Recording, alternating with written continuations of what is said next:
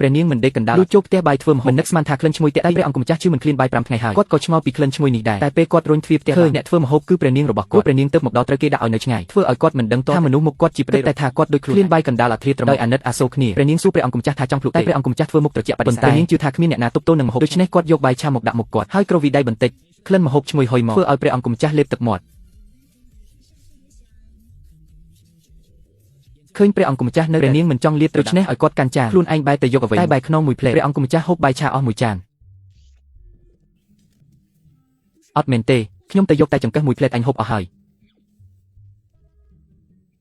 អញមិនបានហូបបាយប៉ុន្មានថ្ងៃហើយ5ថ្ងៃហើយ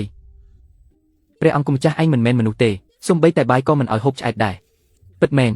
ចិត្តរឹងរូសគ្មានស្នេហាជាលក្ខណៈបុរសមិនត្រូវទេ5ថ្ងៃមិនហូបបាយ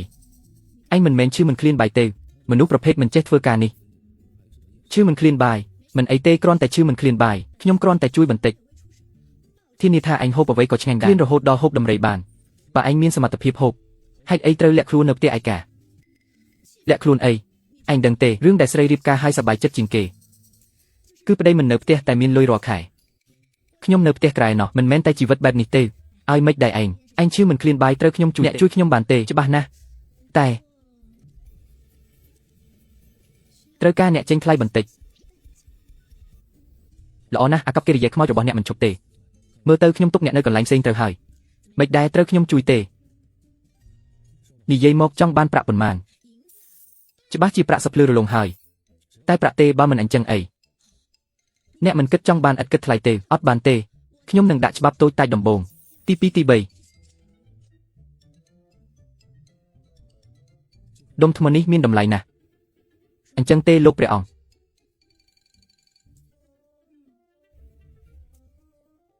ថ្ងៃស្អែកម៉ោងអ្នកមកទីនេះយកអាហារផ្ទាល់ខ្លួនរបស់អ្នកធានាថាពេលនោះញ៉ាំអីក៏ឆ្ងាញ់ខ្ញុំមានលោកព្រះអង្គគាត់ជាប្តីខ្ញុំលោកព្រះអង្គប្តីត្រូវហើយអ្នកនិយាយកុំដកដង្ហើមធំបែបនេះបានទេខ្ញុំស្មានថាជាអ្នកដែលខ្ញុំមិនได้ស្លាប់របស់ខ្ញុំត្រូវហើយអ្នកជាអ្នកនៅក្នុងវាំងអូអត់ទេសំបីតែអ្នកយាមក៏ស្លៀកពាក់ល្អម្លេះមើលទៅវាំងនេះមានលុយណាស់ទៅ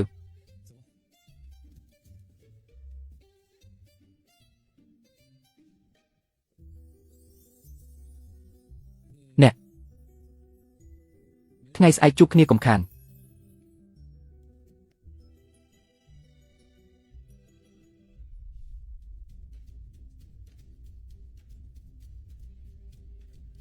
នាងស្រីលោកព្រះអង្គអ្នកទៅជួបមនុស្សអាក្រក់នោះទៀតហើយទ្រាំបន្តិចត្រូវគេចាក់សោកក្នុងផ្ទះក្រៅនៅតែមិននៅគិតពីមុខតំណែងនឹងមេខ្ញុំចុះទៅមិនដល់ក៏ដោយស្បៃចិននិងផ្លែព្រូនខ្មៅកូនអ្នកដតី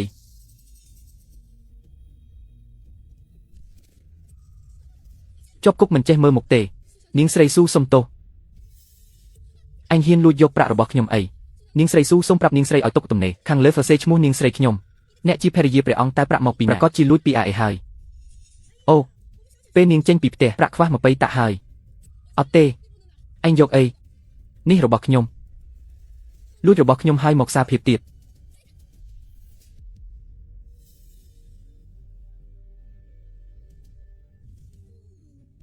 នាងស្អាតមកពីណាភ្នែកភ្លឺថ្មិញស្អាតពីកំណើតឃើញហើយចូលចិត្តភ្លាមនាងស៊ូគេគំរាមកូនហ្វានឹងហើយភ្នែកគេច្បាស់ជារបស់អ្នកដតីហ្វានណានៅមុខត្រសោ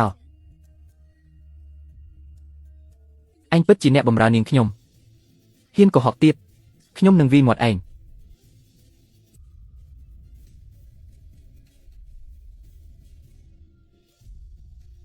ឈប់កុំបន្ទោសកូនស្រីនេះខ្ញុំនឹងបង្រៀនវាស្រីដូចគ្នាអញហ៊ានធ្វើអាក្រក់បែបនេះ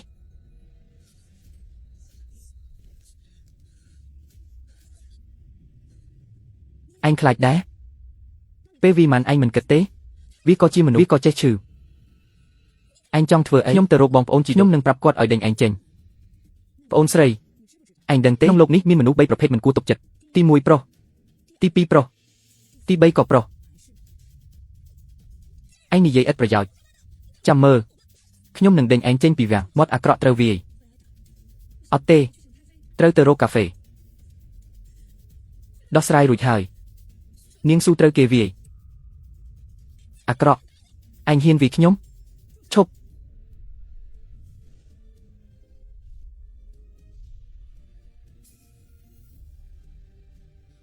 ផ្លែប៉ោមមើលមកខ្ញុំហាមអស់ហើយវាំងទាំងមូលព្រួយបារម្ភពីព្រះអង្គមិនស៊ីអញមិនខ្វល់ជាព្រះមហេសីនៅតែលេងសើចអញដឹងទេព្រះអង្គប៉ុន្មានថ្ងៃមិនបានស៊ីអ្វីព្រះអង្គស៊ីឬអត់ខ្ញុំមិនខ្វល់ឯងថាអីខ្ញុំមិនបាននិយាយជាព្រះមហេសីឯងមិនចេះគួសមធ្វើអីក៏រដប់ឥឡូវនេះទៀតក៏ចង់សងសឹកវីគេទៀតខ្ញុំថាឯងមិនចង់ធ្វើជាម្ចាស់ក្រុងទេហើយដើមឡើយក្នុងវាំងមិនដូចលោកទេវតាទេមុខគាត់នឹងមិននឹងឬមួយវាហាមដោយខ្លួនឯងអញថាស្រីបំរើខ្ញុំដៃមិនស្អាតគួរតែវាយតែនាងស៊ូនិយាយពីអាក្រក់ឯងនិយាយបំភ្លើឥឡូវនេះមិនត្រឹមតែពីអាក្រក់ទេថែមទាំងប្រមាថអ្នកធំទៀតកុំភ្លេចខ្ញុំក៏ជាម្ចាស់ក្រុងដែរមើលចុះព្រះអង្គនេះគ្មានភស្តុតាងទេតែស្វាមី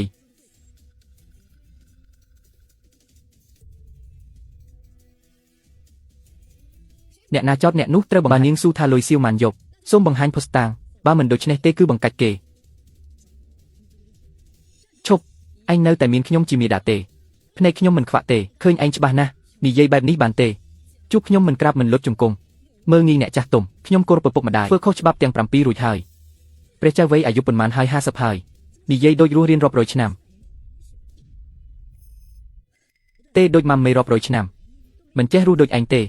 ប្រលឹងមិនល្អថែមទាំងច្បាប់7ឯងដឹងទេច្បាប់7នេះរាល់ចំណុចសុទ្ធតែប្រឆាំងនឹងស្ត្រីសង្កត់សង្កិនស្ត្រីកាត់មកជាស្ត្រីថែមទាំងស្រែកគាំទ្ររឿងឈួតនេះទៀតខ្ញុំថាច្បាប់ចាស់នេះគួរតែកែឯងហ៊ាននិយាយពាក្យប្រឆាំងបែបនេះទេនឹងហើយប្រឆាំងខ្ញុំថាឯងឃើញតិចពេកថ្ងៃនេះក្តៅណាស់ប្រយ័ត្នខ្មៅឯងមិនចេះច្បាប់ស្ត្រីគ្មានសុជីវធម៌ហ៊ានចូលវាំង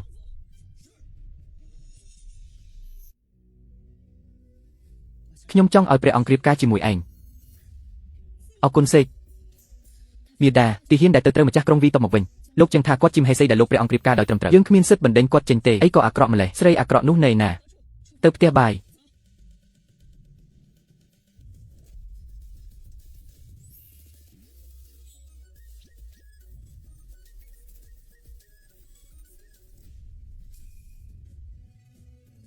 ខ្មោចរាសីតាំងឯងហ៊ានប្រឆាំងនឹងបញ្ជីខ្ញុំក្នុងភ្នែកឯងនៅតែមានខ្ញុំជាម្ដាយមីងទេបញ្ជាអីបណ្ដេញខ្ញុំចេញពីវាំងខ្ញុំនឹងលោកព្រះអង្គបានរៀបការតាមរបៀបត្រឹមត្រូវចង់បណ្ដេញខ្ញុំបានទេយកលិខិតលេងលះមកបើគ្មានលិខិតលេងលះទេកុំខាត់ពេលខ្ញុំកំពុងរវល់ឯងខ្ញុំកំពុងធ្វើម្ហូបជ្រូកទាំងនេះម្ហូបជ្រូកនេះជាថ្នាំល្អបំផុតសម្រាប់ព្យាបាលជំងឺមិនឃ្លានអាហារកុំធ្វើឈួតនៅមុខយាយចង់ព្យាបាលជំងឺមិនឃ្លានអាចព្យាបាលអ្នកណា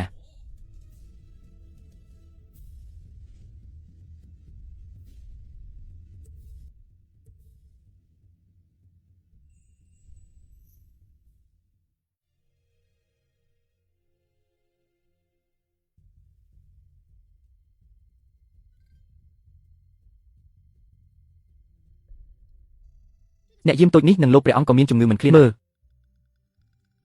បងយាមតូចបបរនេះយ៉ាងម៉េចដែរឆ្ងាញ់ណាស់នៅសល់ទៀតទេដាំឡើយមានឥឡូវអស់ហើយគេគូសធ្លីនៅទីនោះគាត់មិនដឹងថាឈីងជាព្រះអង្គទេលោកចឹងទៅរៀបការចូលវាំងត្រូវគេបោះចូលទៅក្នុងពំឯកោគាត់មិនទាន់ឃើញបងប្អូនជីដូនលោកចឹងមានអាកប្បកិរិយាឆ្លើយមិនសមនឹងឈីងទេឈីងជារឿងរបស់ព្រះអង្គគាត់មិនដឹងថាបងប្អូនជីដូនមួយជាព្រះអង្គទេច្បាស់ជាមិនឲ្យគាត់ដឹងទេគាត់នឹងស្លាប់នៅក្រៅរូងតើអាចធ្វើមួយចានទៀតបានទេចង់ឲ្យខ្ញុំធ្វើឲ្យព្រះអង្គមែនទេបានទេអង្គវរខ្ញុំបានទេអង្គវរខ្ញុំមកហ៊ានណាស់ឯងនិយាយជាមួយខ្ញុំបែបនេះម្ដាយមីងនេះជារបៀបសុំគេខ្ញុំឃើញអ្នកមិនសូវចង់បានទេចឹងលែងឲ្យទៅ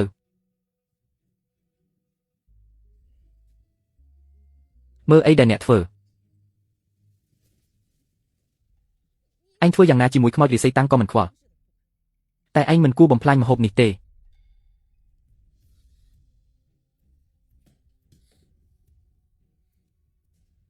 ហេតុអ្វីបានជាខ្ញុំខ្លាចជាមនុស្សអាក្រក់បែបនេះខ្ញុំនៅជាមួយគាត់រហូតដល់ដឹងថាខ្ញុំក៏ដេញគាត់ចេញទៅនាងតូចខ្ញុំនាំមនុស្សមកហើយអ្វីដែលត្រូវនិយាយសួយបានប្រាប់អ្នកហើយបាទនាងសួយបានប្រាប់ខ្ញុំច្បាស់ហើយអញ្ចឹងធ្វើតាមផែនការពេលអ្នកធ្វើការសម្រេចចិត្តចរចាជាមួយគាត់ទៀតខ្ញុំនឹងជួយអ្នករឿងនោះ នាងស៊ូកុំបារម្ភខ្ញុំនឹងបំពេញភារកិច្ចឲ្យបានទៅចុះពេលធ្វើរួចខ្ញុំនឹងផ្ដល់រង្វាន់ធំអរគុណនាងស៊ូអរគុណមិនត្រឹមតែដេញអ្នកចេញពីវាំងទេថែមទាំងធ្វើឲ្យអ្នកបរាជ័យទៀតបន្តិចទៀតយើងទៅជាមួយគ្នាឌីមខ្ញុំដឹងថាម៉ោងនេះរំខានអ្នកប៉ុន្តែរឿងបែបនេះពេលខ្ញុំមិនអាចធ្វើពុតមិនដឹងបានទេព្រះមេដាលោកម្ដាយឃើញព្រះនាងចូលទៅក្នុងផ្ទះបាយជាមួយបុរសនោះអ្នកបម្រើប្រាប់នេះមិនមែនជាលើកទី1ទេដែលគេធ្វើសង្ឃឹមណាស់ហ៊ានធ្វើរឿងមកខ្វក់បែបនេះក្នុងវាំងថ្ងៃនេះខ្ញុំមិនទុកស្ត្រីអាក្រក់នេះទេ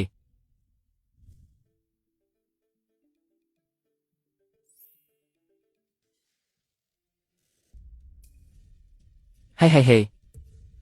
អ្នកជានរណាខ្ញុំមកស្រឡាញ់នាងស្រីស្អាតទេអូយ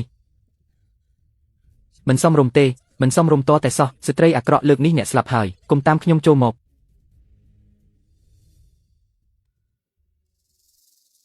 ហេតុអ្វីមានមនុស្សច្រើនម្ល៉េះខ្ញុំមិនបានរៀបចំម្ហូបច្រើនទេហេតុអ្វីបានជាមានតែអ្នកម្នាក់នាងស៊ូសង្ឃឹមថាមានប៉ុន្មានអ្នកប្រហែលជាមិនអាចទៅរួចទេនាងស៊ូថាមិនអាចទៅរួចមានន័យដូចម្ដេចអ្នកច្បាស់ជានៅទីនេះជាមួយបុរសមកពីណាកុំនិយាយច្រើនស្វែងរក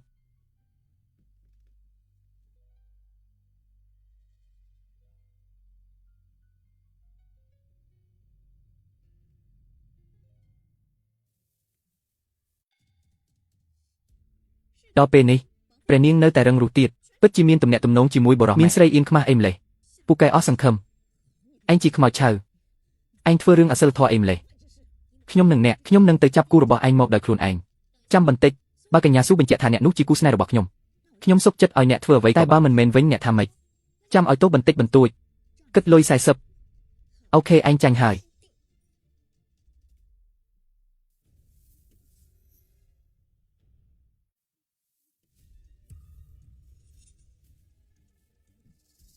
ពេលនេះព្រះនាងមានអ្វីបន្ថែមទៀតទេអ្នកជាព្រះនាងធ្វើរឿងអាម៉ាស់មុខអីម្លេះមនុស្សអើយខ្មោចឆៅនឹងគូស្នេហ៍របស់អូទៅវាឲ្យស្លាប់អ្នកទាំងអស់គ្នាមិនចង់ថាគូស្នេហ៍នេះមុខយ៉ាងម៉េចស្រីម្នាក់ហ៊ាននិយាយពាក្យបែបនេះពិតជាមិនខ្មាស់គេសោះបែរមកឲ្យគេមើល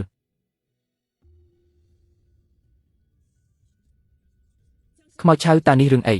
នេះមិនមែនជាគូស្នេហ៍ដែលអ្នករកទេមកស៊ីហ្វួយប្រាប់គេថាខ្ញុំនឹងអ្នកជួបគ្នាក្នុងផ្ទះបាយនេះដោយរបៀបណា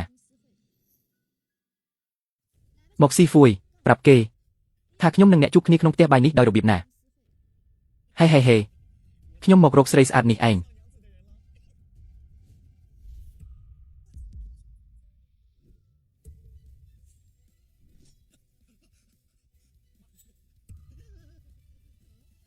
ចាំឲ្យឯងសប្បាយ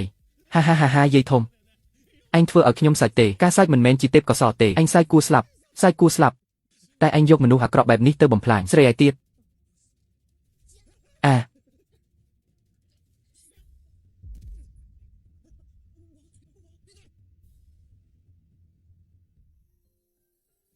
ហេតុអីមិនអីទេឯងចង់ធ្វើអីគាត់ខ្ញុំជួយឯងមិនបាច់ខ្ញុំទុកគាត់សម្រាប់រឿងផ្សេង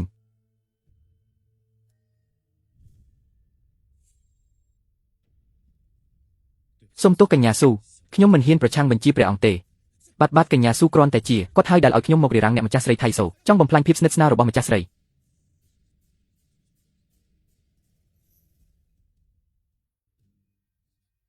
មើលខ្ញុំមិនមើលឯងនិយាយអីញ៉ៃញ៉ៃម្ដងមួយគឺគេចោទប្រកាន់ខុស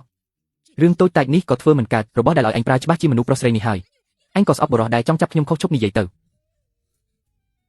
មិនសមរម្យតតែសោះទៅចាំបន្តិចកញ្ញាស៊ូមិនភ្លេចរឿងមួយទេបើស្រាប់តែបង្ហាញថាអ្នកនេះមិនមែនជាគូកុនរបស់ខ្ញុំដូច្នេះតាមការភ្នាល់គឺខ្ញុំឈ្នះកញ្ញាស៊ូគួរត្រូវគេអូសទៅដាក់ទោសអ៊ីនម៉ូជួយខ្ញុំផងអ្នកនឹងខ្ញុំស្ម័គ្រចិត្តភ្នាល់ត្រូវតែទទួលចាញ់មិនកញ្ញាស៊ូមិនព្រមទេ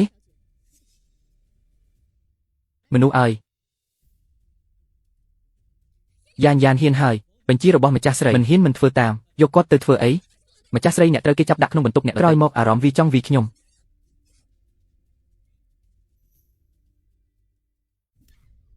37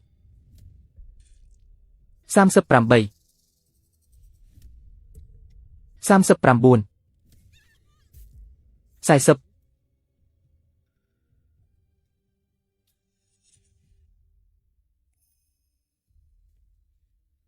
40 ស៊ូហឺអញគិតថាប្រើវិធីខ្វក់បែបនេះអាចបំផ្លាញកិត្តិយសស្ត្រីម្នាក់បានទេប៉ុន្តែកិត្តិយសនិងព្រហ្មចារីភាពដើមឡើយជាការចងរឹតបន្តឹងស្ត្រីក្នុងនាមជាស្ត្រីមិនត្រឹមតែមិនខ្មាស់ថែមទាំងជួយជិះជាន់ទៀតឯងមិនមែនគ្រាន់តែអាក្រក់ទេគឺអាក្រក់ជាប់ក្នុងឆ្អឹង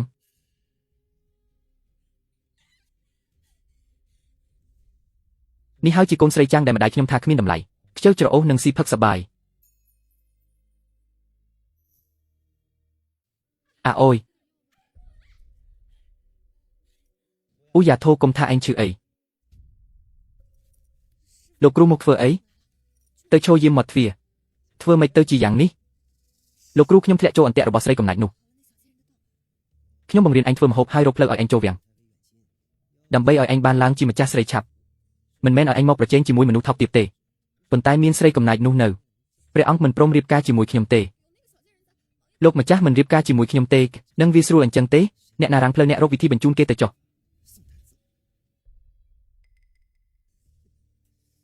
បរោះនៅលើលោកនេះអ្នកណាមិនធ្លាក់ក្នុងអន្ទាក់ស្រីទេម្ហូបអាហារលើលោកនេះអាចចិញ្ចឹមមនុស្សក៏អាចសម្លាប់មនុស្សដែរធ្វើតាមអ្វីដែលអ្នកនិយាយចុះសេហ្វីទោះមិនស្លាប់ក៏ត្រូវគេបណ្ដេញចេញពីវាំងដែរគ្រូស្រឡាញ់ខ្ញុំជាងគេមែន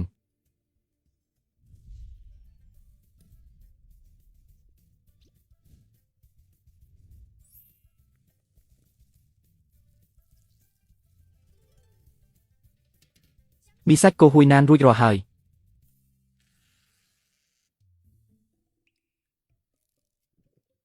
ឃ្លានហើយខ្ញុំអត់បាយ2ថ្ងៃហើយអេក៏ជាក្មេងកំព្រាម្នាក់ដែរអញ្ចឹងយកនឹងទៅញ៉ាំទៅអរគុណព្រះនាង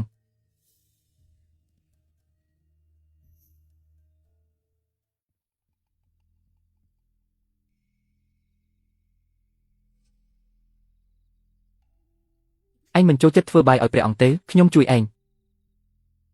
យកមីទៅឲ្យព្រះអង្គប្រាប់ថាព្រះនាងផ្ញើមកបាទ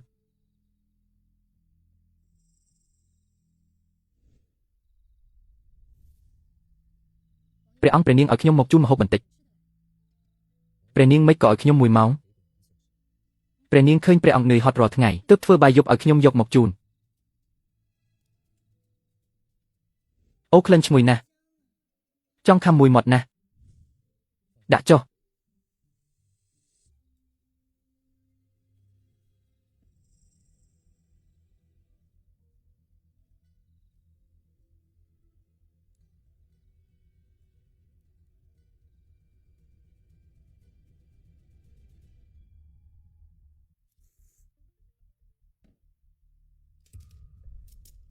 ព្រះអង្គ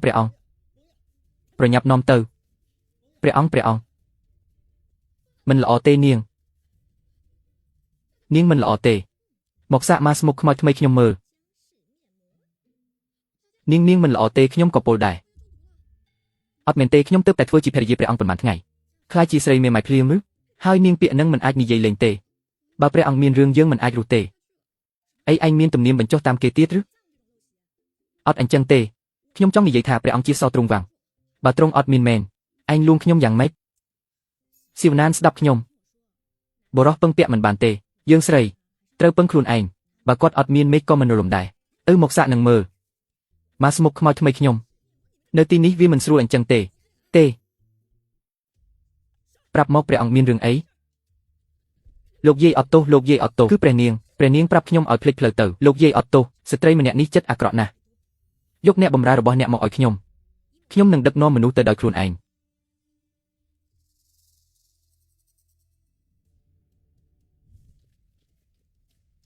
លើកនេះអ្នកស្លាប់ហើយ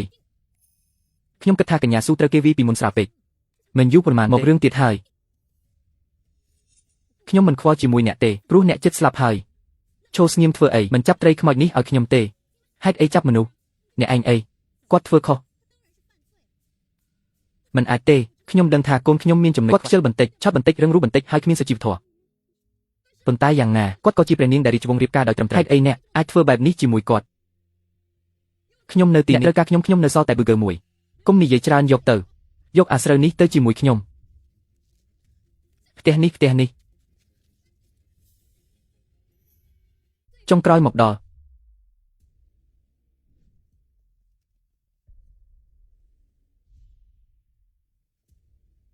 ខ្ញុំនឹងយកអាស្រូវពីផ្ទះក្រៅមក ត្រីខ្មោចអ្នកដឹងទោះទេអ្វីអ្នកលាក់ចិត្តអាក្រក់ដាក់ថ្នាំពុលបំផ្លាញព្រះអង្គទោះមិនអាចលើកលែងដាក់ថ្នាំពុលប្តីមិនដែលឃើញមុខព្រះអង្គទេធ្វើម៉េចមិនឃើញមឈូសមិនស្រក់ទឹកភ្នែកយកមនុស្សមកលោកយាយអត់ទោសមើលទៅចុងក្រោយគេគិតច្រើនណាស់លោកយាយអត់ទោសព្រះនាងប្រាប់ខ្ញុំឲ្យទៅខ្ញុំមិនដឹងថាគាត់ដាក់ថ្នាំពុលទេលោកយាយអត់ទោសខ្ញុំឃើញព្រះនាងដាក់ថ្នាំពុលចូលខ្ញុំក៏ខ្លាចជាទេវតាចាំខ្ញុំក៏ឃើញដែរខ្ញុំក៏មានដែរអញ្ចឹងពេលក្រវត្តពុកខ្មៅគាត់សាច់មែនអញ្ចឹងឯងយកសៀងមកប្រើរួមគំនិតគ្នាប៉ុនប៉ងធ្វើគុតស្ដេចមិនតន់សារភាពទៀត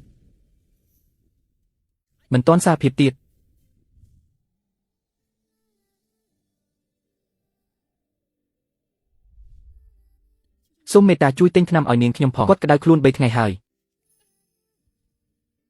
លុយនេះជាថ្លៃចូលហ៊ុនរបស់ឯង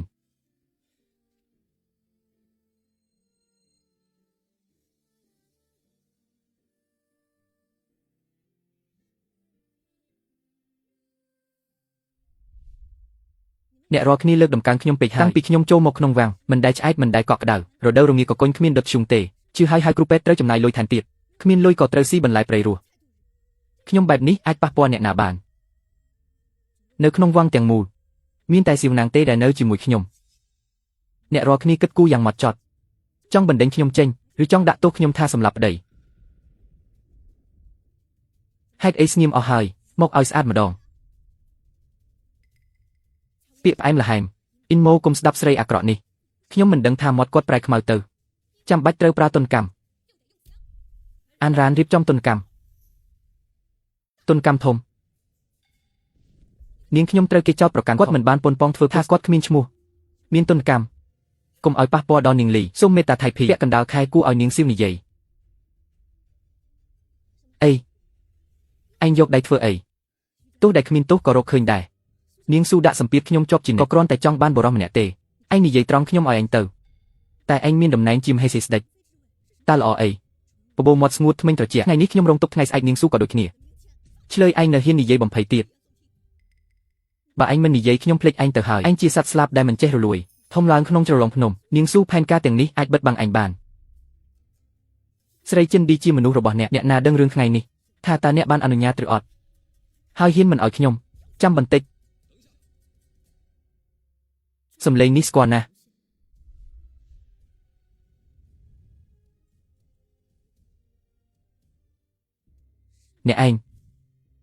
អ្នកត្រូវចំណាយថ្លៃដើមខ្លះអ្នកជាអ្នកនៅផ្ទះហ៊ានខ្លាញ់ខ្លួនជាប្អូនស្រីមកលេងខ្ញុំរឿងថ្ងៃនេះអ្នកគួរតែពន្យល់ខ្ញុំពន្យល់ខ្ញុំពន្យល់អីអ្នកដែលចោទអ្នកដឹងច្បាស់ជាងអ្នកទៅទៀតបើអ្នកថាអ្នកគ្មានទោសខ្ញុំសួរអ្នកមាននោះអ្នកធ្វើទេចាអ្នកឲ្យគាត់ទេដីក្នុងមីអ្នកដាក់ទេអ្នកថាមិនមែនក៏មិនមែនអ្នកថាមែនក៏មែនបងប្អូនជីដូនមួយគាត់សារភាពហើយថ្ងៃនេះអ្នករាល់គ្នាខំប្រឹងយ៉ាងនេះក៏គ្រាន់តែចង់ឲ្យខ្ញុំលះបង់តំណែងព្រះនាងនេះមិនចាំបាច់ធ្វើធំបែបនេះទេខ្ញុំឲ្យអ្នកទៅឥឡូវខ្ញុំហ៊ានជាងសៀវខ្ញុំឲ្យឱកាសចុងក្រោយបើអ្នកចេះកាយខ្លួនឈប់ប្រឆាំងម្ដាយខ្ញុំរឿងមុនខ្ញុំនឹងមិនយកមកវិញទេឱកាសព្រះអង្គប្រទានព្រះគុណធំណាស់ឲ្យឱកាសខ្ញុំពេលអ្នកបោះខ្ញុំចោលនៅវិមានប៉ុន្មានឆ្នាំមិនបានជួបតើអ្នកធ្លាប់គិតឱកាសខ្ញុំទេពេលខ្ញុំត្រូវគេជិះជាន់នៅក្នុងវាំងតើអ្នកធ្លាប់គិតឱកាសខ្ញុំទេឥឡូវអ្នកឈោកខ្ពស់មកអាណិតគេគួរឲ្យសាច់ណាស់អ្នកហ៊ានធ្វើបែបនេះមិនមែនដោយសារអ្នកទេធ្វើពុតជាល្ងងបោកខ្ញុំអ្នកអាណិតជាងគេទៅទៀតអូយ៉ាងឈៀងបងប្អូនជីដូនមួយមនុស្សចាប់ស្រីដែលប៉ុនប៉ងធ្វើគុតព្រះអង្គនេះឲ្យខ្ញុំដាក់គុកឲ្យគាត់ទៅឈៀងឲ្យ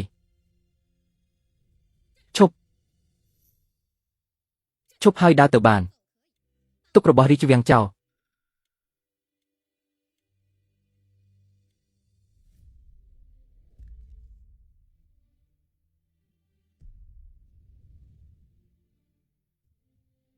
ហើយឬនៅឯងពាក់អាវនេះក៏ជារបស់រាជវាំងដែរ ចឹងយកទៅវិញទាំងអស់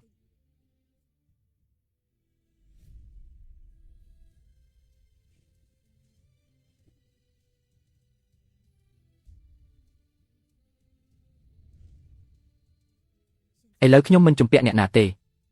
ខ្ញុំឈ្មោះជាងសៀវសៀវចាប់ពីថ្ងៃនេះទៅរាជវាំងកូឡូន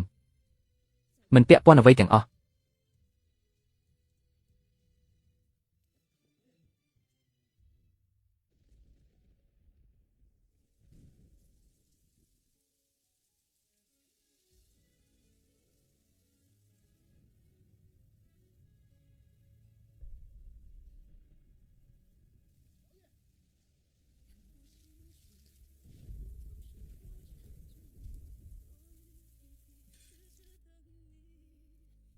ជំងឺមិនឃ្លានបាយរបស់ឯងត្រូវខ្ញុំជួយឯងជួយខ្ញុំបានត្រូវឯងចំណាយបន្តិចឯងមិនអីទេឯងនៅក្នុងរាជវាំងបាត់ឯងធ្វើជាគ្រូបង្រៀនចំអកខ្ញុំឯងធ្វើឲ្យខ្ញុំភ័យ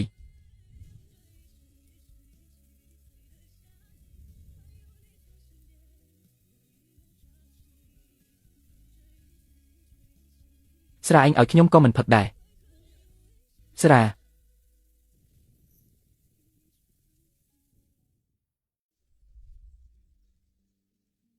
នាងស្រីបោកខោអាវមួយថងបាន5កាក់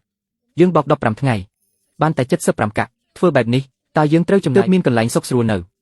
ខ្ញុំមិនអីទេតែនាងស្រីជាកូនអ្នកមានមិនអាចដេកផ្ទះឈើរាល់ថ្ងៃទេលោកឪពុកលោកម្ដាយក៏ចែកឋានទៅហើយស្រីទុនខ្សោយ2នាក់យើងទៅពឹងអ្នកណាយើងមិនបាច់ទៅពឹងអ្នកណាទេសៀវម៉ាន់ឯងជឿខ្ញុំក្រុងធំនេះប្រកាសជាមានកន្លែងសម្រាប់យើងនឹងធ្វើឲ្យមានឈ្មោះនៅទីនេះផ្ទះស៊ីអ៊ីនឡូរកចុងភៅថ្លៃ1ខែ50មាសលុយនេះមិនមែនអ្នកណាក៏រកបានទេផ្ទះស៊ីអ៊ីនឡូជាកន្លែងអីភោជនីយដ្ឋានរាជវាំងលំដាប់ទី1អ្នកទៅហូបនៅទីនោះសុទ្ធតែអ្នកមានបើចូលទៅបានអីមិនងាយស្រួលទេផ្លូវងឹតក៏មានពន្លឺ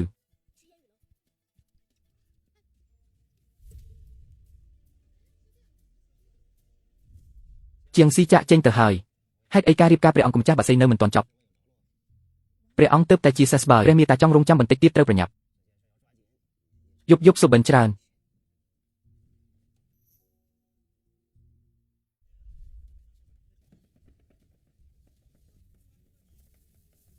មិនក៏ជាភោជនីយដ្ឋានរាជវាំងលំដាប់ទី1គាត់ធ្វើខុសពេលខែនេះព្រះនាងនឹងសៀវម៉ានសុខបានដោយសារប្អូនស្រីខ្ញុំលក់ដូរគ្រឿងទេស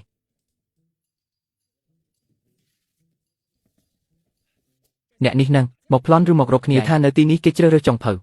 លោកអតិថិជនលោកចង់ទៅជួបអ្នកណាខ្ញុំអ្នកណាគាត់ចង់ទៅជួបខ្លួនឯងនាងនេះមកពីណាមិនចេះខ្លាចអីគិតថានេះជាហាងលក់គ្រឿងសម្អាងមើលរៀងស្គមស្កាំងនឹងថាតើលើកំបិតបានទេមិនបានទេហេតុអីស្រីមិនអាចស្មារតីប្រយុទ្ធមិនខុសគ្នាយើងជ្រើសតែប្រុសមិនជ្រើសស្រីនឹងចុងភៅធំពីដើមមកសុទ្ធតែប្រុសទោះជាយ៉ាងណាធ្លាប់តែប្រុសអញ្ចឹងមិនជ្រើសស្រីមករកកូនប្រសារឬខ្លាចស្រីសាហាវហូបឯងកុំភ្លេចថាឯងក៏កើតមកជាស្រីដែរមករករឿងមែនមើលទីនេះជាកន្លែងអីមានឯងមករករឿងចេញទៅ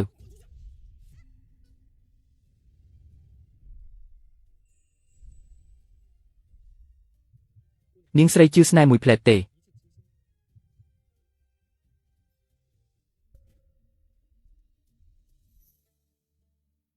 ជឿស្នេហ៍មួយផ្លែតនោះមិនមែនជាសង្សារល្បីក្រុងទេនិយាយថាគ្រួសារគាត់មានទ្រព្យសម្បត្តិច្រើនចេះស្រឡាញ់ច្រើនមានស្រីស្នេហ៍ច្រើនណាស់ស្នេហ៍មួយផ្លែតគឺគ្រាន់តែចង់បានសម្រស់អាចជាអ្នកចង់បានខ្ញុំឬខ្ញុំចង់បានអ្នកមកពីណានៅទីសាធារណៈទាញប្រុសគេធ្វើអីព្រះអង្គម្ចាស់ព្រះនាងជាងចេញពីវាំងហើយទោះចេញពីវាំងតែមិនទាន់ចេញពីទន្លេឥឡូវគាត់នៅតែជាព្រះនាងវាំងនេះព្រះអង្គម្ចាស់ច្រណែនហើយតែមិនមែនប្រភេទដែលខ្ញុំចូលចិត្តទេបើយ៉ាន់ឡូជ្រើសចុងភៅអញ្ចឹងគួរតែវិនិច្ឆ័យដោយជំនាញធ្វើម្ហូបខ្ញុំយល់ស្របនឹងនាងនេះណាស់ហ៊ាននិយាយពីជំនាញធ្វើម្ហូបមើលទៅគាត់នឹងចេះធ្វើម្ហូបឯណាធ្វើម្ហូបខ្ញុំមើលគាត់កាត់បន្លែក៏មិនចេះទេ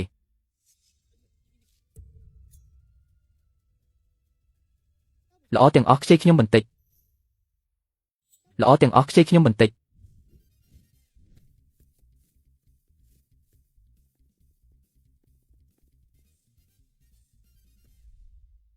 ពូកែមែនជំនាញកាត់នឹងគ្មានហាត់5ឆ្នាំមិនអាចធ្វើបានទេមែនហើយស្រីក៏មិនចាញ់ប្រុសដែរ ជំនាញកាត់ល្អទេមិនដែរឥឡូវនេះខ្ញុំចូលផ្ទះស៊ីអ៊ីនឡូបានទេអញគិតថាផ្ទះស៊ីអ៊ីនឡូជាកន្លែងអីមកតាមមិនឈប់ជំនាញតូចតាចអំនួតហួសហេតុផ្ទះស៊ីអ៊ីនឡូជាភោជនីយដ្ឋានរាជវង្សលំដាប់កំពូលជំនាញស្អីឯងនឹងក៏ហ៊ានផ្ទះឯងនៅក្បែរផ្លូវឬនិយាយអីធំទូលីពេកខ្ញុំចូលផ្ទះស៊ីអ៊ីនឡូបានឬអត់វាពាក់ព័ន្ធនឹងឯងមិនទាន់ដឹងទេចង់ចូលផ្ទះស៊ីអ៊ីនឡូត្រូវតែមានគ្រូខ្ញុំបែបហ្នឹងនាងមិនទាន់ដឹងទេអ្នកគ្រប់គ្រងផ្ទះស៊ីអ៊ីនឡូជាមិត្តចាស់ជាមួយលោកគ្រូសឹមអ្នកគ្រប់គ្រងទៅដើរលេងគ្រប់ទីការជ្រើសរើសចុងភៅផ្ទះស៊ីអ៊ីនឡូក៏ធ្លាក់មកលើលោកគ្រូសឹមឥឡូវនេះឯងនៅគិតថាចូលបានទេអញ្ចឹងការជ្រើសរើសចុងភៅផ្ទះស៊ីអ៊ីនឡូមិនមែនប្រកួតជំនាញធ្វើតែមើលថាតើឯងហ៊ាននិយាយអី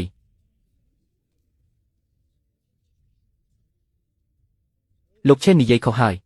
ជ្រើសរើសចុងភៅមើលត្រង់ជំនាញធ្វើម្ហូបតែនាងហ្វឺជាងមានតែជំនាញកាត់មិនទាន់ឃើញធ្វើម្ហូបទេហាគាត់ចេះធ្វើម្ហូបអីខ្ញុំមើលទៅឯងចូលផ្ទះស៊ីអ៊ីនឡូមិនបានទេតែមានកន្លែងមួយខ្ញុំអាចរកឯងរោងសត្វខាងលិចកំពុងរកមនុស្សកាប់សាច់ជ្រូកហាឯងទៅធ្វើម្ហូបជ្រូកឆ្កែទៅខ្ញុំមានយោបល់មួយបើយើងម្នាក់មិនពូកែជាងគ្នាចាំប្រកួតគ្នាមើលអ្នកណាខ្ពស់ជាងខ្ញុំមើលខុសឬឯងចង់ឲ្យគាត់ប្រកួតជាមួយយើងនាំតែអាម៉ាស់មុខលោកវាងអ្នកថាគាត់ទៅទេឯងមិនហ៊ានទេមែនទេមិនហ៊ានទេមែនទេមកប្រកួតជាមួយខ្ញុំស្រីឲ្យឯងមិនដឹងកម្ពស់ផែនដីទេគាត់ថាចង់ប្រកួតជាមួយលោកចុងភើសេនគាត់ឈួតហើយមែនទេគាត់ដឹងទេថាលោកចុងភើសេនជាអ្នកណាអាយុ17ឆ្នាំខ្លាយជាចុងភើរាជវាំងអីគេអ្នកជំនួយធម្មតាម្នាក់ក៏ពូកែជាងចុងភើក្នុងក្រុងទៅមិនបាច់និយាយពីលោកខ្ញុំថាគាត់ប្រហែលជាចាញ់សិស្សរបស់លោកចុងភើសេនទៀតល្អថ្ងៃនេះខ្ញុំនឹងឲ្យឯងតែអ្នកចាញ់ត្រូវកាត់ម្រាមដៃចេញពីក្រុងមានអីមិនហ៊ានតែបើខ្ញុំឈ្នះខ្ញុំចង់ធ្វើជាចុងភៅធំនៅផ្ទះបាយយ៉ានឡូ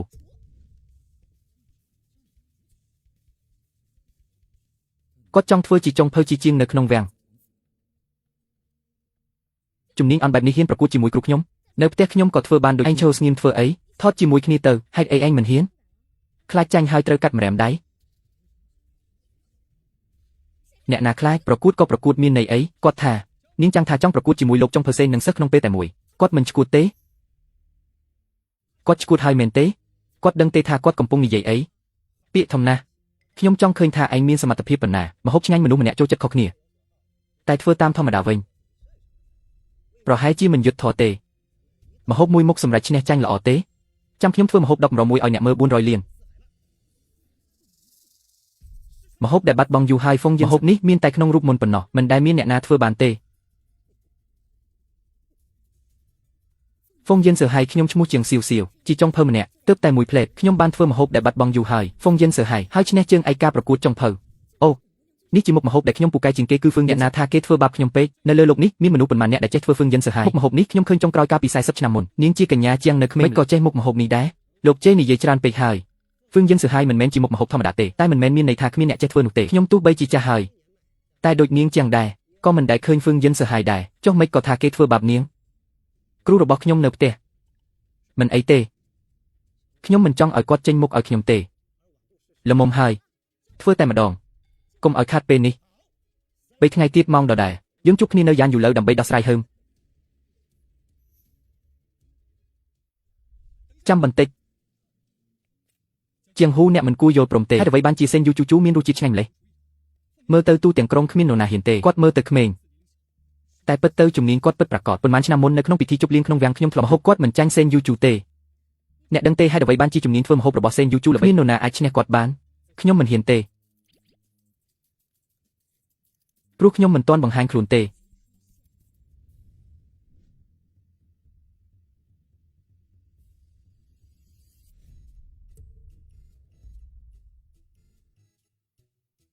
មកធ្វើអីដាកាត់មកមើលរឿងកំ pl ែងរបស់ខ្ញុំឬមកជួយបងប្អូនជីដូនមួយជាទីស្រឡាញ់របស់អ្នកមិនមែនជាគូប្រជែងរបស់សេនមីស៊ូទេលោកចេនថ្ងៃនេះអរគុណច្រើនសូមអរគុណពេលដែលវ៉ាងយេចុះទៅផ្ទះបាយគាត់តែងតែធ្វើម្ហូបដោយខ្លួនឯងដើម្បីបង្ហាញការដឹងគុណហើយសូមលោកចេនកុំបារម្ភខ្ញុំមិនធ្វើម្ហូបទេអ្នកនឹងធ្វើម្ហូបឲ្យគាត់អ្នកទាំងពីរទើបតែស្គាល់គ្នាមែនទេវ៉ាងយេអ្នកធ្លាប់ឮពាក្យមួយទេជៀនរូគូ ជាងស៊ីវកុំភ្លេចពេលនេះអ្នកនៅតែជាភរិយារបស់គូវ៉ាងហ្វូព្រះអង្គគុំម្ចាស់ភ្លេចអីម្លេះខ្ញុំនឹងវាំងគូរបស់អ្នកកាត់ចំណងហើយឯងយ៉ាងម៉េចហើយស្ដាយក្រោយឬខុសហើយប្រាប់ឯងយឺតពេលហើយខ្ញុំច្រណែនធំពេកហើយ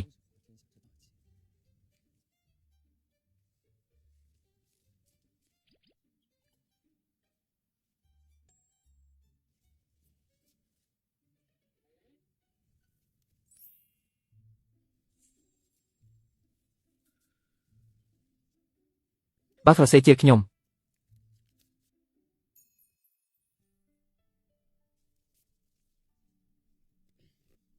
ព្រះអង្គគុំម្ចាស់ពិបាកចិត្តនឹងឯងអ្នកណាដឹងថាកញ្ជ្រោងចង់អីអូនដឹងអីកន្លែងទិញជ្រៅទេជីបើគឺជាកន្លែងអីជាកន្លែងទិញរបស់កម្រគ្រប់យ៉ាងតែម្ចាស់ហាងចរិតចម្លែកលក់តែអ្នកខ្លះចឹងត្រូវរកវិធីខ្ញុំនឹងម្ចាស់ហាងជាមិត្តចឹងអ្នកដឹងថាគាត់ចូលចិត្តស្រាអីស្រាល្អផឹកក្រោមព្រះច័ន្ទស្រវឹងភ្លេចខ្លួន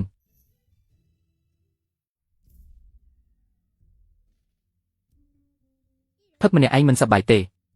ម្ចាស់ហាងមើលស្រាខ្ញុំមួយស្រាល្អចង់បដូរអីសារាយសមុទ្រស្រាមួយ10នេះមិនគ្រប់ទេត្រូវផឹកអស់មួយថ្លុកឬមិនមែនទេធ្វើហើយយកសារាយតាមចិត្តនាងឯងធ្វើមិនបានទេទាំងអស់នេះនឹងស្លាប់មនុស្ស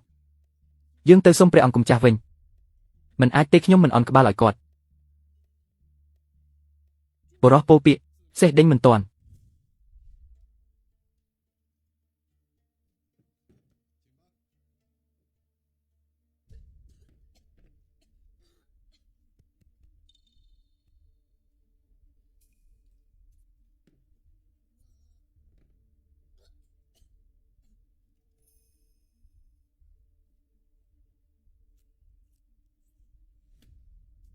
មកនិយាយឲ្យខ្លាំង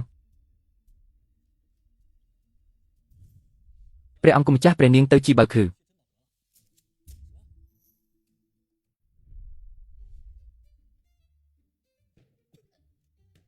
នាងតូចផឹកមួយថ្លុកហើយចង់ផឹកទៀតទេបាទ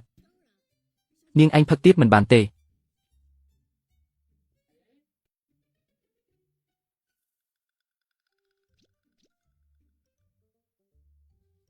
ហាខ្ញុំនៅបាន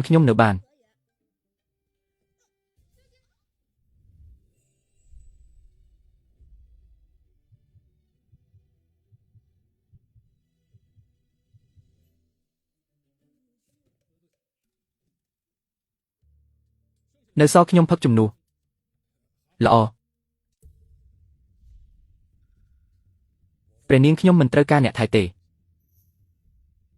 ព្រះនាងខ្ញុំមិនត្រូវការអ្នកថៃទេព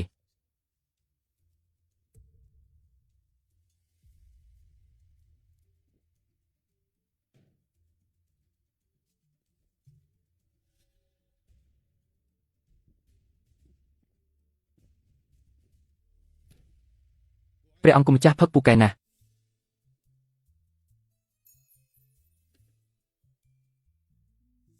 ប្រាប់លោកចេញឲ្យឆ្ងាយពីព្រះនាងគូមានលើកក្រោយដាក់លើកដៃឯងមិនមែនដាវទេ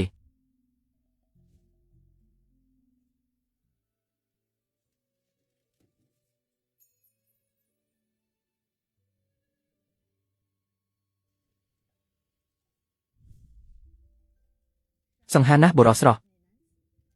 អត់នឹកស្មានថានៅទីនេះមានស្រីស្អាតច្រើនម្ល៉េះអត់ត្រូវទេហេតុអ្វីបានជាអ្នកមុខដូចលោឆាំងឈីងអាក្រក់នោះឥឡូវរឿងខុសត្រូវក៏មិនដឹងហើយថែមទាំងធ្វើធំ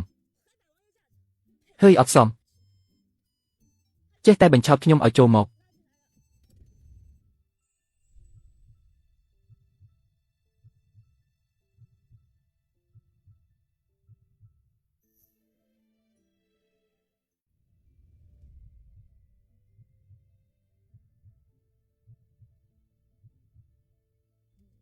មុខនេះស្អាតដូចគូឆាំងឈីងឲ្យ10ខ្ញុំគិតថាអ្នកស្អប់មិននឹកស្មានថាអ្នកមានចិត្តលើខ្ញុំ 100មិននឹកស្មានថាព្រះនាងវិតម្លៃខ្ញុំដូច្នេះទេបន្ថែម100ទៀតចាំ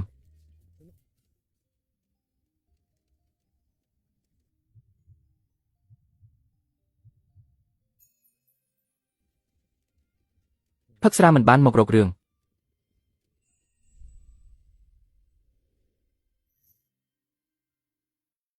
ឲ្យខ្ញុំនៅផឹកបានទៀតលេងខ្ញុំឲ្យខ្ញុំវាយខ្ញុំសន្សំលុយយូរណាស់ហើយមកកន្លែងអាក្រក់នេះគ្មានអីសោះថាយកលុយខ្ញុំមកវិញ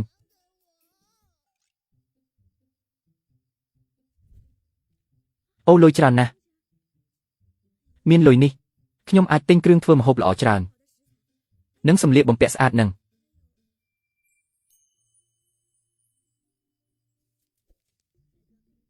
លុយនេះឲ្យអ្នកទាំងអស់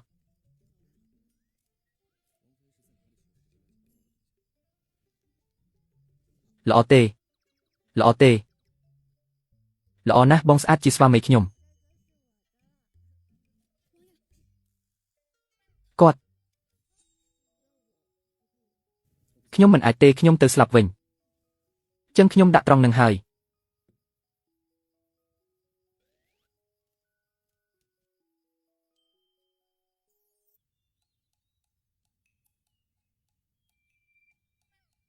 ខ្មងអ្នកជានរណាអ្នកចង់ឲ្យខ្ញុំជានរណា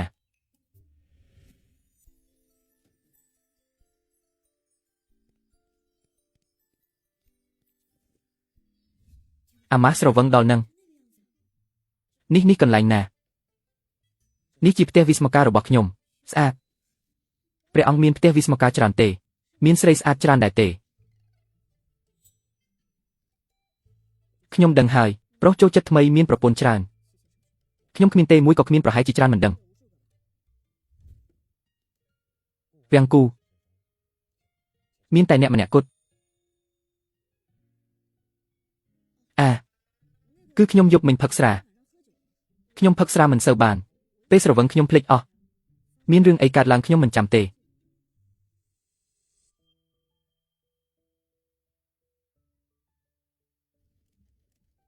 ភ្នែកនេះក៏ដូចធម្មតាដែរយប់មិញ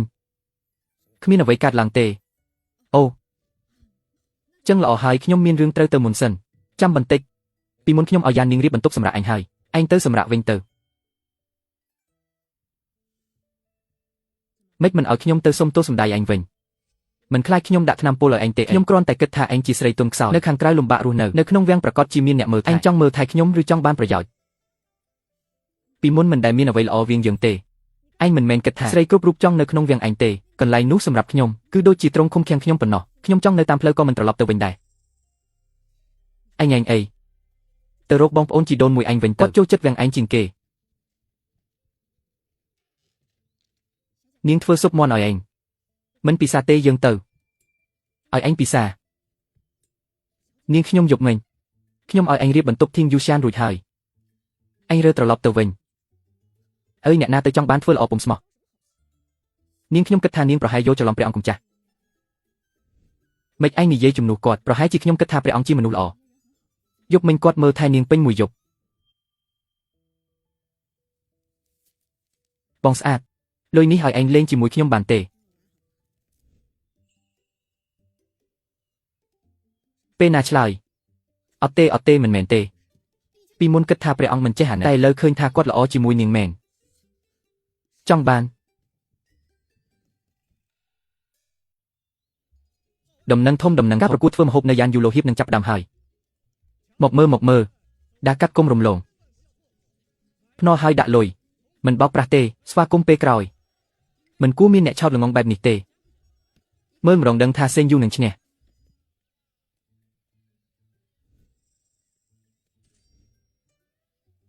ហេតុអ្វីបានជាគ្មាននរណាម្នាក់ចាប់អារម្មណ៍ខ្ញុំហេតុអ្វីបានជាអ្នករាល់គ្នាគិតថានឹងមានចំណែកមួយនិយាយតាមត្រង់ទៅបើមិនមែនអូនជាកូនស្រីរបស់ខ្ញុំទេខ្ញុំក៏ចង់រៀបការជាមួយអូនដែរឈ្មោះនឹងយើងរកលុយដោយខ្លួនឯងយកទៅ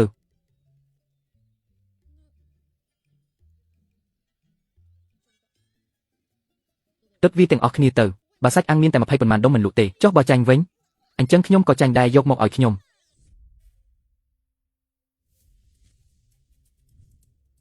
ខ្ញុំភ្នាល់ថាអ្នកមិនហ៊ានបាញ់ទេ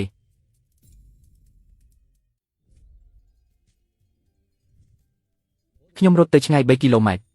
មានអ្នកជឿថាគាត់នឹងរត់ដែរថ្ងៃនេះខ្ញុំភ្នាល់20វិនាទីទៀតអ្នកចង់ភ្នាល់ប៉ុន្មានថ្ងៃនេះខ្ញុំនឹងឈ្នះលុយគាត់អស់មើលទៅព្រះអង្គម្ចាស់500តាក់ខ្ញុំនឹងយកកាំភ្លើងគាត់500វិនាទី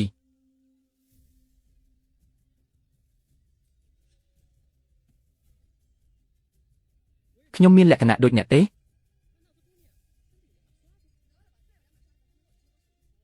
នេះជារឿងកំ pl ែងអី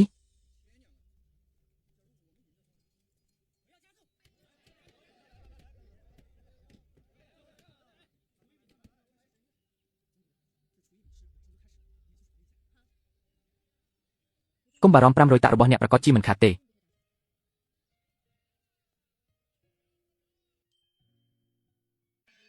ការប្រកួតធ្វើម្ហូបនៅយ៉ាន់យូឡូចាប់ផ្ដើមហើយ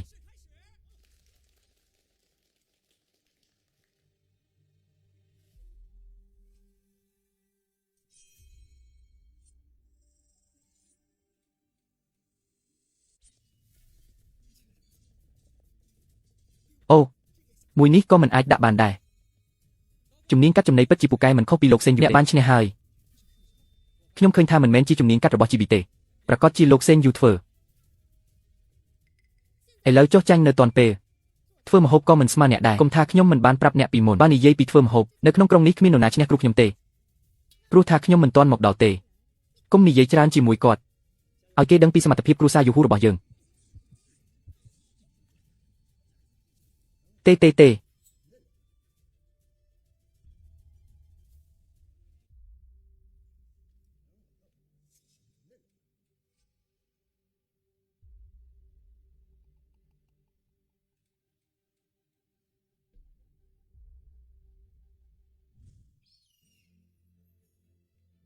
ហើយ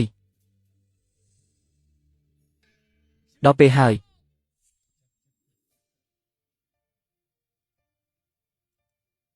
រសជាតិឆ្ងាញ់ណាស់មិនចម្លែកទេដែលជាម្ហូបដែលមានតែក្នុងនាងស្រីបានភ្លក់ហើយនេះពិតជាល្បីមែនតោះបន្ត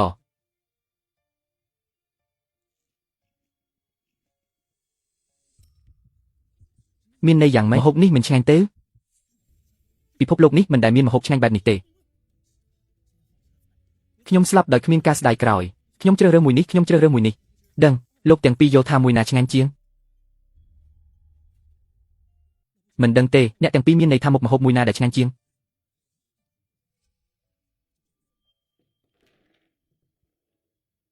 នេះជាកាដូបន្តិចបន្តួចរឿងប្រកួតធ្វើម្ហូបសូមលោកជួយផងពេលនោះខ្ញុំនឹងឲ្យសៀវជួយលេបក្រហមលើចានដែលមានពណ៌ក្រហមនោះជាម្ហូបរបស់គ្រូសំអ៊ីជូធ្វើម្ហូបពូកែណានៅក្រុងប៉េកាំងមានមនុស្សបែបនេះតិចណាស់លោកកុំបារម្ភខ្ញុំជ្រើសរើសម្ហូបមួយនេះ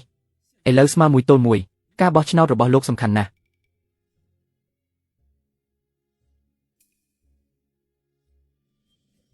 អូ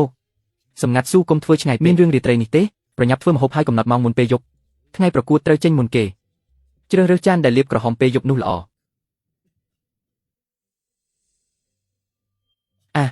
ខ្ញុំធ្វើម្ហូបនេះសម្រាប់ថ្ងៃកំណត់ម្ហូបនេះមកពីណាម្ហូបនេះជាស្នាដៃរបស់សំអ៊ីជូសូមអបអរសាទរសំអ៊ីជូខ្ញុំឈ្នះលុយសំអ៊ីជូធ្វើម្ហូបពូកែមែននៅក្រុងប៉េកាំងនេះប្រហែលជាមានតែម្នាក់គត់ប៉ុន្តែចង់ឈ្នះខ្ញុំមិនសមហេតុផលទេមិនបាច់និយាយអ្វីផ្សេងមើលទម្រង់គាត់ញ៉ាំនឹងគាត់ប្រកាសជាគិតថាម្ហូបខ្ញុំឆ្ងាញ់ជាងធ្វើម៉េចទៅបងជាងគ្រូខ្ញុំឈ្នះមែនទេម្រាមដៃស្អាតបែបនេះឆាប់នេះនឹងបាត់ទៅហើយបន្ទោសតែឯងដែលធ្វើម្ហូបមិនពូកែជំនាញរាក់បែបនេះនៅចង់ប្រជែងជាមួយគ្រូខ្ញុំទៀតខ្ញុំចង់ឃើញថាគ្មានម្រាមដៃតើឯងនៅរស់ក្នុងផ្ទះបាយនេះយ៉ាងម៉េច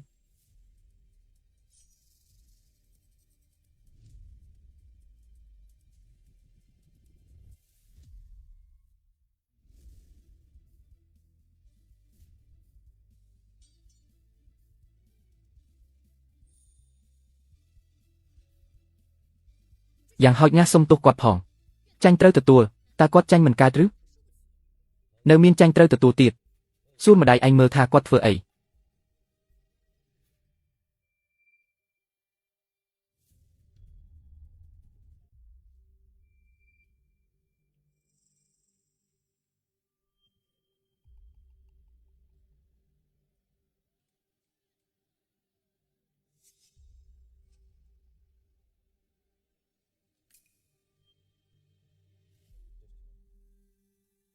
ក្រហមវាជាពេលគាត់ស្លៀកពាក់ឲ្យខ្ញុំហើយប៉ះពាល់អញ្ចឹងទេ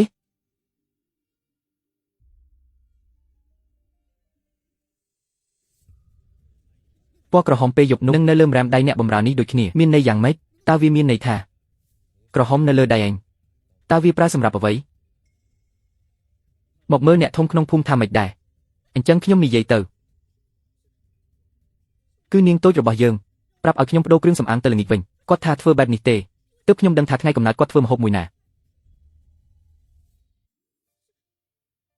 នេះគឺនាងតូចរបស់យើងប្រាប់ឲ្យខ្ញុំយកគ្រឿងសម្អាងទៅល្ងាចគាត់ថាធ្វើបែបនេះទេ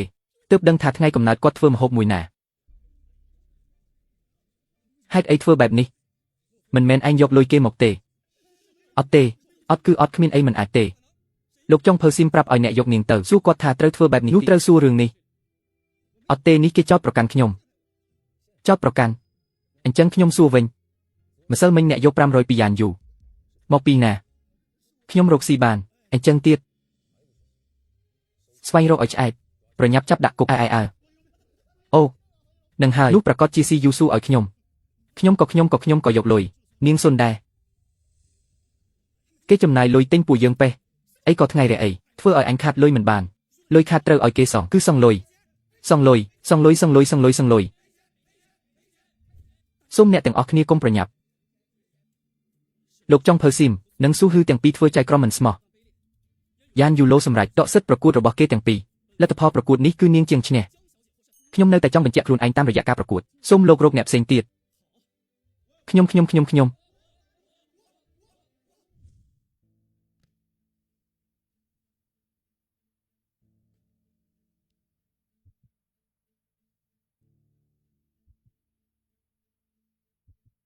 អ្នកទាំងពីរភ្លក់យ៉ាងម៉េចដែរសូមអបអរសាទរនាងចាប់ពីថ្ងៃនេះតើរាល់គ្នាជាមេចុងភៅថ្មីរបស់ផ្ទះយ៉ានយូហើយ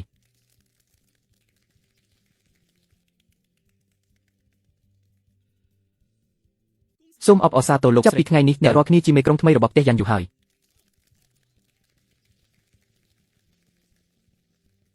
ចាំបន្តិចលោកស្រីស៊ូមិនភ្លេចពាក្យប្រៀបធៀបពីមុនទេកាត់ម្រាមដៃហើយចេញពីក្រុងគីងតូ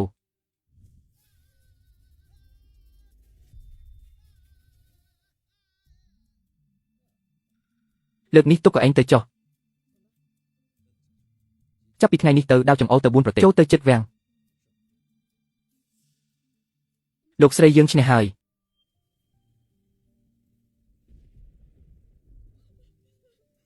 ឥឡូវយើងគ្មានផ្ទះទៀតទេហាហា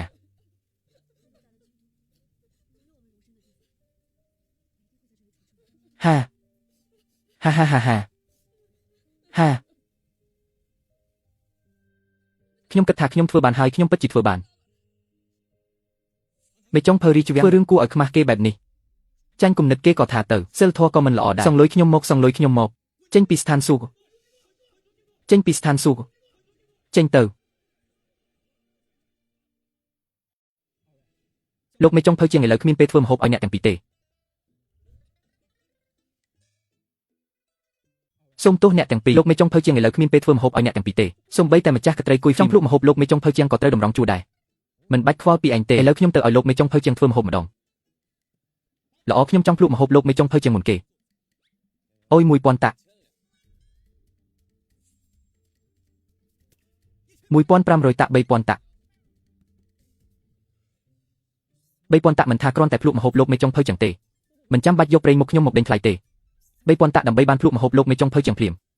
ព្រះអង្គម្ចាស់ចាយលុយធំមែនមិនថាព្រះអង្គម្ចាស់អភិជនណាក៏ចង់ភ្លុកម្ហូបលោកមេចុងភើចឹងភ្លាមដែរម្ហូប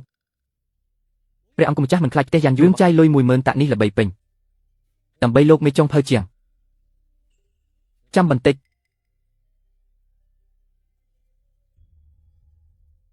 ឲ្យខ្ញុំចូលទៅអ្នកជូតខ្ញុំធ្វើខុសថ្មីនេះមិនហ៊ានចូលទេប៉ុន្តែមានរឿងមួយខ្ញុំត្រូវតែប្រាប់អ្នកមានរឿងអីលោកម្ចាស់ចង់ដណ្ដើមខ្មោចឆៅជាមួយបរិហាយទៀតចាយលុយរាប់ពាន់នៅផ្ទះស្រាអីទៅផ្ទះស្រីស្អាតវិញ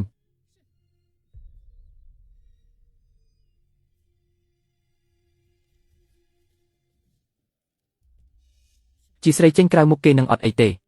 ហ៊ានមើងងាយលោកម្ចាស់ពេលទៅបន្ទប់ទឹក អតិថិជននេះជាកន្លែងផ្ទះបាយប្រយ័ត្នឆេះអតិថិជនរឹងរូសមកធ្វើអីនេះ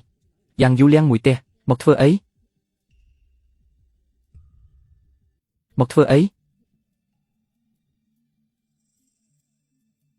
ខ្ញុំចង់ធ្វើម្ហូបថ្វាយលោកម្ចាស់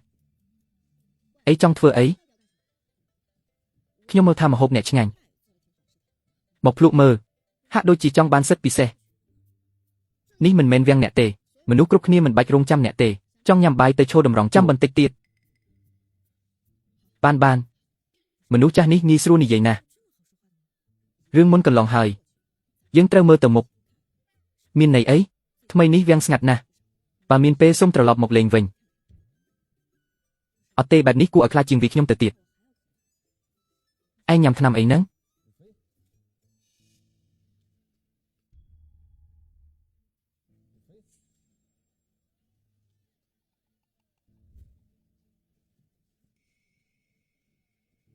ខ្ញុំមកផ្ទះស្រាធ្វើអីមកផ្ទះស្រាក៏ធ្វើអីទៀតច្បាស់ជាមកញ៉ាំបាយផ្ទះស្រានេះខ្ញុំធ្លាប់ទៅខ្ញុំបានមុខម្ហូបល្បីខ្លះមកដល់ហើយភ្លក់មើលគ្មានទេតែខ្ញុំធ្វើមិនកើត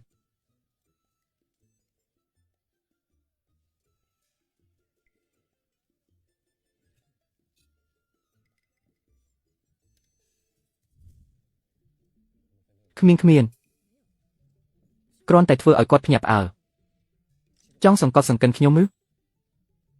មើលផងនេះកន្លែងណាអ្នកណាហ៊ានសង្កត់សង្កិនខ្ញុំឬក៏ឯងត្រឡប់មកនៅវាំងវិញខ្ញុំមិនចង់ជួបអ្នកទេខ្ញុំគ្រាន់តែមិនចង់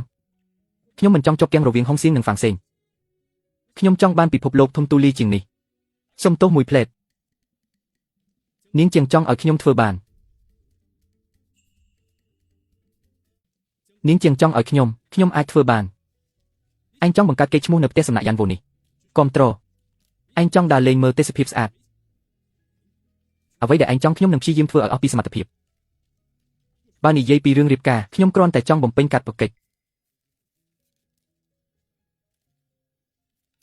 ក្នុងភ្នែកខ្ញុំអញចង់ធ្វើអាជីវកម្មតែម្នាក់ឯងក៏បានអញចង់ធ្វើជាមួយគ្នាក៏បានខ្ញុំគ្រាន់តែចង់ប្រាប់នៅទីនេះអញតែងតែមានសេរីភាពជានិច្ច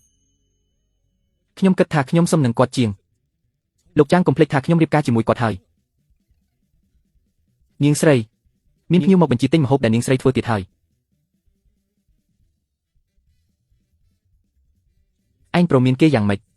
ខ្ញុំយកគាត់បន្តិចឆ្លាតណាស់ឈុតល្អបែបនេះចំណាយលុយច្រើនមែនទេនេះជាប្រាសាទដែលរៀបចំសម្រាប់នាងជាងសូមនាងជាងទទួលយកដោយគោរព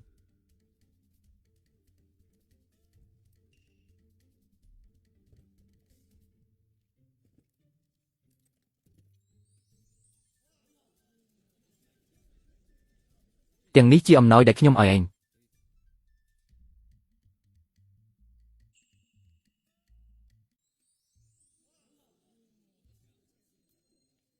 ទាំងនេះជាអំណោយដែលខ្ញុំឲ្យ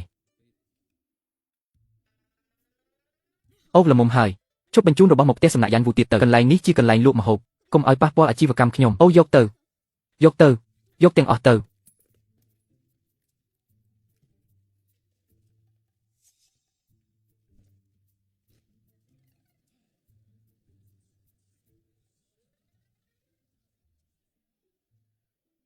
ទើបតែយកពីប្រអប់នៅទៅយ៉ាននាងមកមើលទៅគុណភាពល្អណាស់នាងស្រីចូលចិត្តព្រះអង្គម្ចាស់ឬលោកឈឿនជាងមិនមែនទាំងពីរទេប្រកាសជាមានម្នាក់ដែលនាងស្រីចូលចិត្តជាងខ្ញុំនឹងពួកគាត់គ្រាន់តែជាមិត្តភក្តិបើជាមិត្តភក្តិទាំងអស់ហេតុអ្វីបានជានាងស្រីប្រព្រឹត្តខុសគ្នារបស់លោកឈឿនបញ្ជូនមកមិនទទួលសំបីតែមួយតែរបស់ព្រះអង្គម្ចាស់មិនដែលបដិសេធទេអត់ទេនាងស្រីមិនទទួលរបស់លោកឈឿនព្រោះមិនចង់ជំពាក់គាត់ហើយនាងស្រីមិនសុភាពជាមួយព្រះអង្គម្ចាស់ខ្ញុំគិតថាព្រោះនាងស្រីមានអារម្មណ៍ពីក្នុងចិត្តថានាងស្រីនិងខ្ញុំជាគ្រួសារតែមួយនិយាយឥតប្រយោជន៍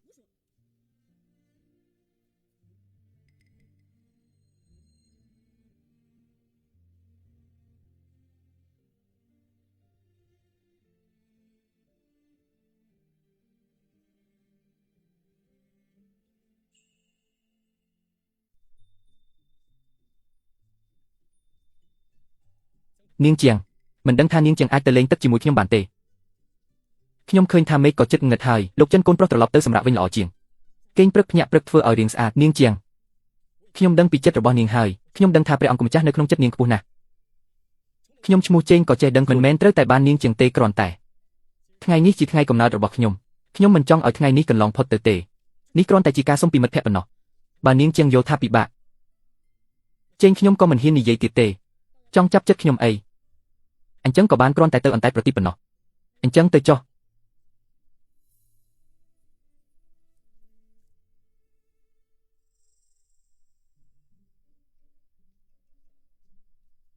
អីព្រះអង្គម្ចាស់មកដល់ហើយតើព្រះអង្គមករកនាងជាងទេនាងជាងហៀបនឹងចេញទៅហើយបើព្រះអង្គចង់សុំទៅរងចាំនៅក្នុងផ្ទះវិញឈួតខ្ញុំទៅបន្ទប់ទឹកបានរបស់នេះយូរទៅនាងប្រហែលមិនចូលចិត្តទេអរគុណនាងជាងដែលនៅជាមួយខ្ញុំថ្ងៃកំណើតនេះ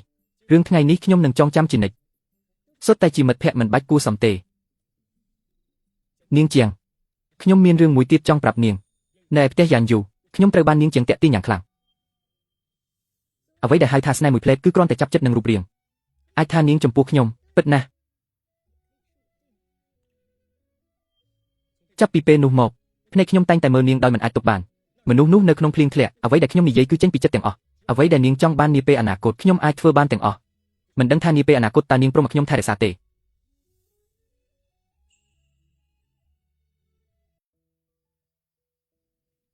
គឺមិនរៀបការមិនដឹងថាលោកអុកញ៉ា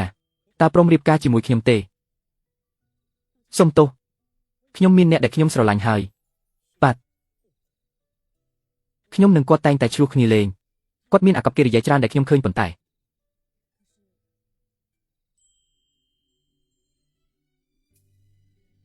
ខ្ញុំនៅតែមិនអាចទប់ចិត្តបានចង់រត់ទៅរកគាត់ណាស់គុកឆាងឈីងមកហើយអី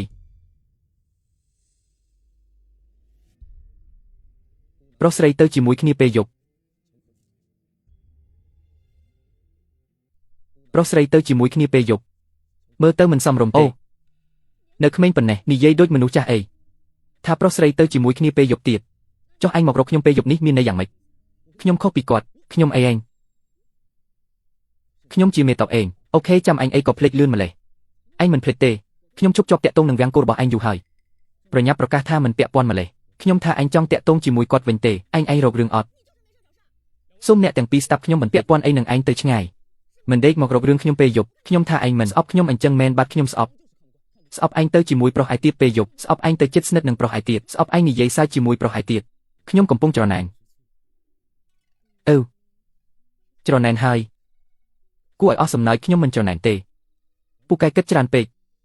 ចុះឯងបន្តទប់ទៅខ្ញុំមិននៅជាមួយទេគាត់នៅទីនេះយូរហើយឬខ្ញុំចង់ឃើញឯងរឹងរូសដល់ណា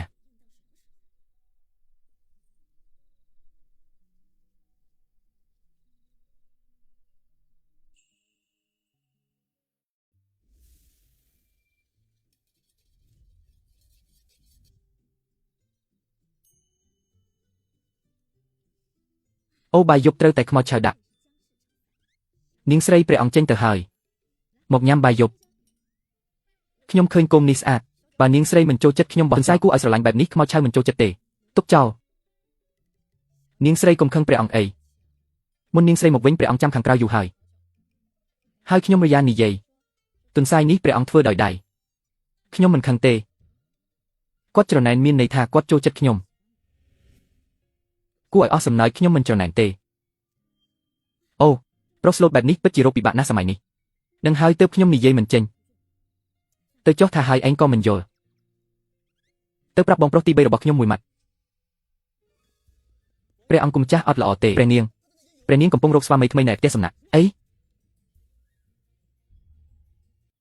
កុំរំលងណាម្ចាស់ផ្ទះសំណាក់យ៉ាងណាកំពុងរកស្វាមីថ្មីម្ចាស់ផ្ទះសំណាក់ស្អាតនេះធ្វើម្ហូបល្បីពេញស្រុកមិនដឹងកូនអ្នកណាមានសំណាងត្រូវចិត្តគាត់ទេបងប្រុសដឹងទេម្ចាស់ផ្ទះសំណាក់ចូលចិត្តប្រុសបែបណានឹងហើយច្បាស់ជាដឹងកម្ពស់188រាងស្អាតមុខក៏ល្អមានសាច់ដុំពោះសាច់ដុំដាំទ្រូងល្អជាងគេគឺមានទេពកោសល្យបើគ្មានទេពកោសល្យចេះរកលុយក៏បានម្ចាស់ផ្ទះសំណាក់ខ្ញុំមានទ្រព្យសម្បត្តិច្រើនកម្ពស់188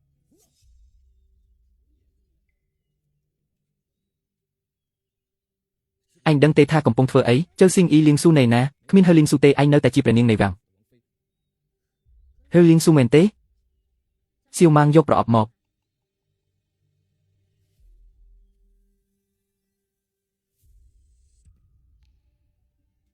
ខ្ញុំមិនយល់ព្រមរៀបការជាមួយអញទេខ្ញុំមិនយល់ព្រមហេតុអីព្រោះខ្ញុំស្រឡាញ់ឯងខ្ញុំចង់ឲ្យឯងត្រឡប់ទៅវាំងវិញមិនមែនតែព្រោះឯងជាព្រះនាងទេតែព្រោះខ្ញុំស្រឡាញ់ឯងខ្ញុំចង់ឃើញឯងរាល់ថ្ងៃខ្ញុំមិនចង់ឃើញប្រុសណាមកជិតឯងទេថ្ងៃនោះខ្ញុំច្រណែនបើកប្រអប់ដោយរបៀបណាពិតជាត្រូវធ្វើអញ្ចឹងមែនទេ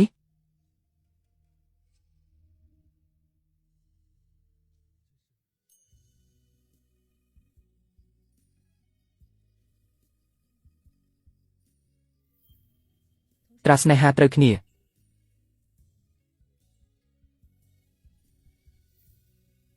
ចិត្តល្អគ្នាទៅវិញទៅមក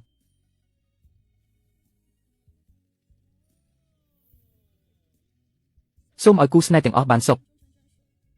លោកអ្នកទាំងឡាយមានគេដឹងហើយស្អែកនឹងបានសុខចិត្តឆាប់មកចិត្តបើកហើយ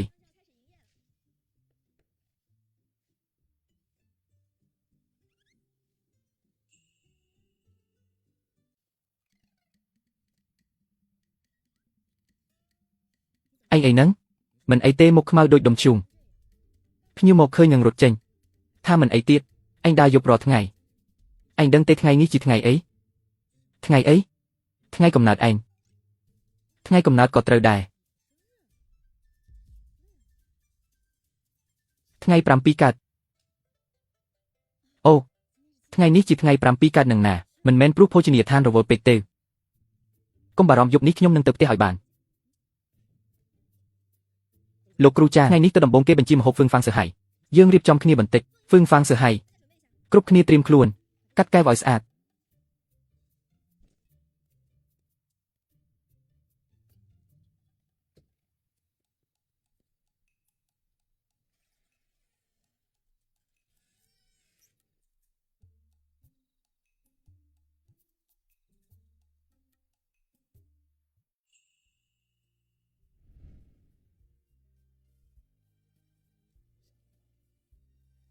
ទោះបីចូលរាល់ថ្ងៃក៏ដោយខ្ញុំខឹងណាស់ខ្ញុំក៏នឹកអ្នករាល់ពេលដែរ